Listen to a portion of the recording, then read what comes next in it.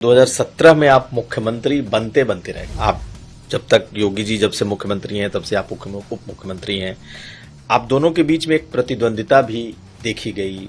ये चर्चा भी रही कि हमेशा एक दूसरे के प्रतिद्वंदी सरकार में रहते हुए, पार्टी में रहते हुए रहे। आपके बारे में एक बात और कही जाती है कि 2017 में आप मुख्यमंत्री बनते बनते रह गए, यानी कि आप बहुत तगड़े दावेदार थे। आपके नेतृत्व में पार्टी चुनाव जीत करके आई थी और हर किसी को लग रहा था कि कल्याण सिंह के बाद कोई दूसरा ऐसा ओबीसी चेहरा होगा जो मुख्यमंत्री बनेगा, लेकिन आप तो नहीं बन पाए। आप क्या उस दौर में क्या रहा कि थोड़ा सा हम समझना चाहेंगे कि क्या था वो दौर। ये वो कहना कि मैं दावेदार था तो यह मैं नहीं था। आप सब मीडिया के मित्र लोग मुझे दावेदार के रूप में खड़ा कर दिए थे, लेकिन मैं तो जब विधानसभा का टिकट पाया पार्टी से तब भी नहीं सोचा था कि विधानसभा का टिकट मिलेगा और मैं जीतूंगा। टिकट मिला और मैं जीता 2012 में।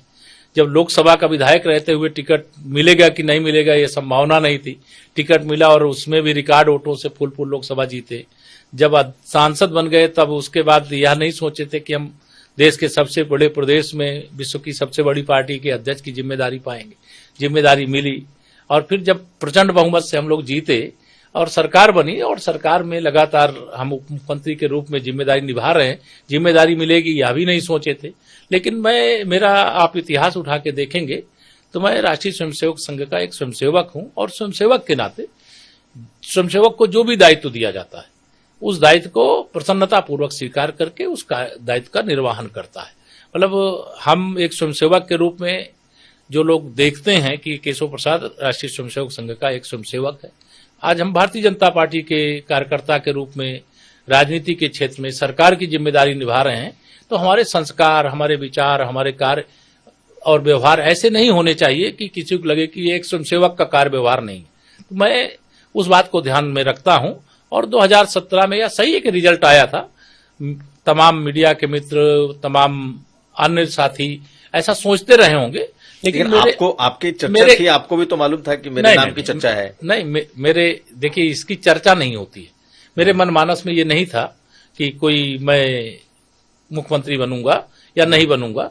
मेरे मन में ये जरूर था कि मैं अभी बहुत कम अनुभव है। मैं 2 साल 2.5 साल विधायक रहा और फिर 2-2.5 साल सांसद रहा, फिर अध्यक्ष के नाते जिम्मेदारी मिली और माननीय नरेंद्र मोदी जी जैसा विराट व्यक्तित्व देश के प्रधानमंत्री के रूप में, भारतीय जनता पार्टी के नेता के रूप में है और माननीय अमित शाह जी जैसे मतलब राजनीति के वर्तमान चाणक्य वो राष्ट्रीय अध्यक्ष के रूप में है। हमें इसलिए ऐतिहासिक विजय मिली। हमने सामाजिक समीकरण को ध्यान में रखते हुए सबका साथ, सबका विकास का रास्ता अपनाया, सबको टिकट दिया, सर्व समाज का हमें मत मिला और इसके कारण इतनी बड़ी विजय मिली। और उस विजय मिलने के बाद मेरे मन में ये जरूर था कि कोई वरिष्ठ नेता हो सकता है उत्तर प्रदेश के मुख्यमंत्री के रूप में जिम्मेदारी संभाले। यह सच है कि मेरे मन में ये नहीं था कि उस समय की योगी आदित्यनाथ जी मुख्यमंत्री बनेंगे, लेकिन पार्टी का जो फैसला होता है, विधायक दल का जो निर्णय होता है, उसको एक कार्यकर्ता के रूप में हमने स्वीकार किया था और हम अपने को प्रतिद्वंदी नहीं मानते थे। आप प्रतिद्वंदी नहीं मानते, लेकिन आपने एक बात कही, आपके बैक ऑफ माइंड ये था कि आपका अनुभव अभी वैसा नहीं है कि आप मुख्यमंत्री का पद आपको दिया जाए। आपको लगता है ऐसा था? हाँ, नहीं, ऐसा मुझे लग रहा था कि अभी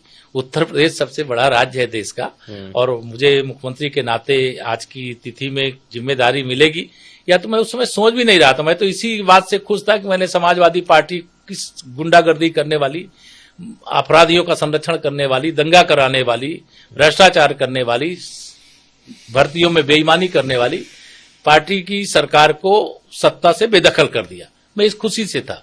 हम बहुमत पाएंगे यह सोच रहे थे, 265 प्लस का नारा दिए थे, लेकिन हम 325 पाए तो खुशी का ठिकाना नहीं था। हम तो इस खुशी से खुश थे।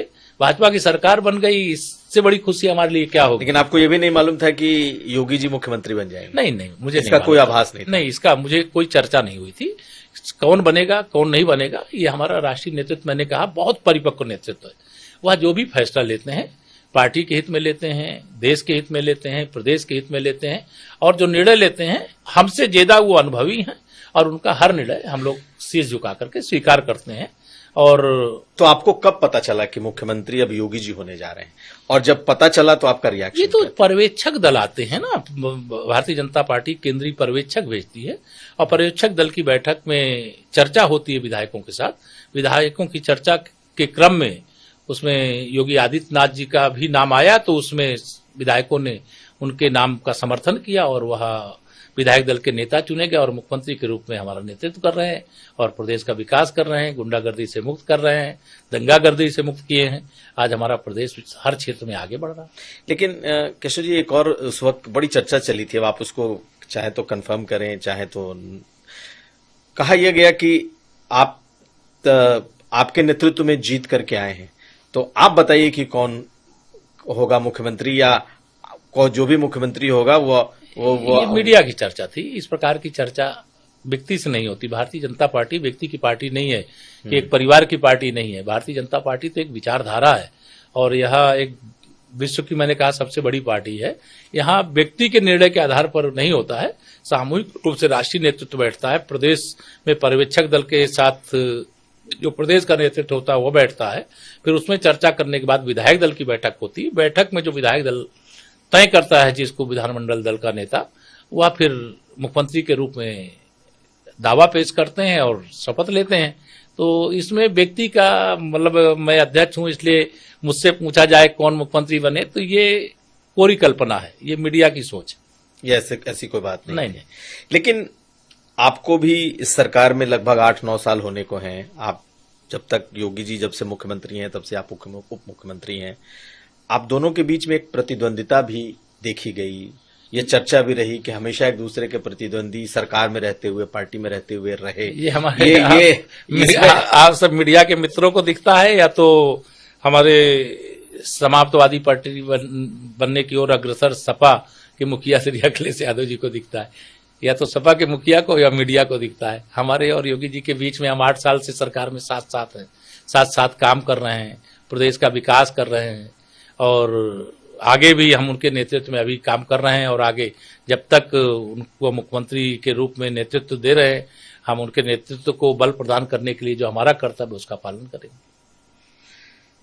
तो आप लोगों के बीच में किसी तरह का कभी कोई मनमुटाव, किसी तरह का कोई वो नहीं रहा? न मनमुटाव था, न मनमुटाव है, न मनमुटाव रहेगा।